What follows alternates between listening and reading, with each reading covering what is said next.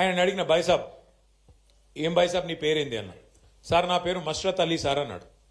ఎవరు తెలుసా ఈ మష్రత్ అలీ? ఈ మష్రత్ అలీ అంటే ఆయన ఎవరంటే ఈయనకు మన గవర్నమెంట్ ఉన్నప్పుడు కాంగ్రెస్ ఇంకా అప్పుడు అపోజిషన్లు ఉన్నప్పుడు ఈ మష్రత్ అలీకి 2 ఆటోలు ఉండే. ఆయన ఓనర్, 2 ఆటోలకు ఓనర్ ఉండే ఆయన.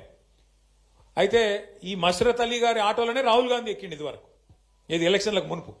ఆయన కూడా ఎలక్షన్లకు మునుపు ఆటో ఎక్కి తిరిగిండు.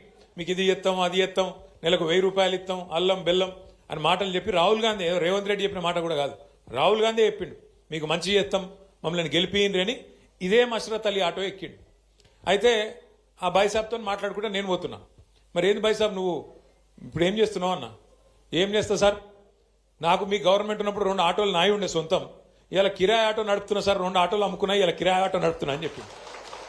ఇది ఎందుకు చెప్తున్నా మీకంటే కేసీఆర్ గవర్నమెంట్లో మనం హైదరాబాద్లో ఒక స్కీమ్ పెట్టినాం, డ్రైవర్ టు ఓనర్ అనే స్కీమ్ పెట్టినాం. మనం డ్రైవర్లను ఓనర్లు చేయాలి అని చెప్పి మరి రకరకాల కార్పొరేషన్లకు వెళ్ళి లోన్లు ఇచ్చి డ్రైవర్లను ఓనర్లు చేస్తూ దగ్గర దగ్గర 15,000 ఆటోలు కేసీఆర్ గారి ప్రభుత్వంలో ఉన్నప్పుడు ఇచ్చినాం. ఆ రోజేమో డ్రైవర్ టు ఓనర్, ఇవాళ ఏంది పరిస్థితి ఓనర్ టు డ్రైవర్. ఇక మార్పు అంటే ఇక ఇట్లుండదు మార్పు. ఓనర్లు డ్రైవర్లు అయ్యే పరిస్థితి. మరి కేసీఆర్ గారి గవర్నమెంట్లో మంచిగా దర్జాగా బతికిన వాళ్ళు ఇవాళ దిక్కులు చూసే పరిస్థితి వచ్చిందంటే ఇది ఏ రకంగా ఉంది ఈ ప్రభుత్వం, దయచేసి మీరు ఆలోచించాలని కోరుతా ఉన్నాను. ఇంకొక మాట కూడా నేను మీకు గుర్తు చేస్తున్నా. ఇవాళ ఏ ఒక్క వర్గం కూడా ఈ రాష్ట్రంలో కాంగ్రెస్ చేతిలో, రేవంత్ రెడ్డి చేతిలో, రాహుల్ గాంధీ చేతిలో మోసపోని వర్గం ఒక్కటి కూడా లేదు. అందరికీ అబద్ధాలు చెప్పి గెలిచి వచ్చేది. రైతులకు చెప్పిన కథలు, కేసీఆర్ 10,000 ఇస్తుండా, నేను 15,000 ఇస్తా. కేసీఆర్ 1,00,000 రూపాయలు రుణం మాఫీ చేసిండా, నేను 2 లక్షలు చేస్తా.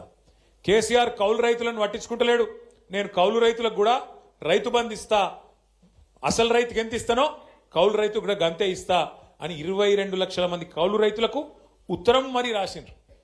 పంటల మీద బోనస్ ఇస్తా అన్నాడు, 500 రూపాయలు క్వింటాల్కు బోనస్ అన్నాడు.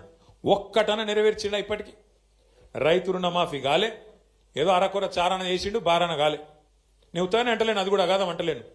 50,000 కోట్లు మొత్తం కావాలంటే రైతు రుణమాఫీ 2,50,000 కోట్లు, వీళ్ళు కట్టింది 12,000 కోట్లు. అయిపోయింది అంటారు. దానికి ఇంకా దేవుళ్ళ మీద ఒట్లు, ఏమలావాడకు వచ్చి రాజన్న మీద ఒట్టు, యాగిగుట్ట పోయి లక్ష్మీనరసింహస్వామి మీద ఒట్టు, ఈ రకంగా మొత్తం రాష్ట్రంలోని అన్ని దేవుళ్ళ మీద, అందరి దేవుళ్ళ మీద ఒట్టేసి ఆ మాట తప్పి ఆఖరికి రైతులను ఆ రకంగా మోసం చేసిండ్రు.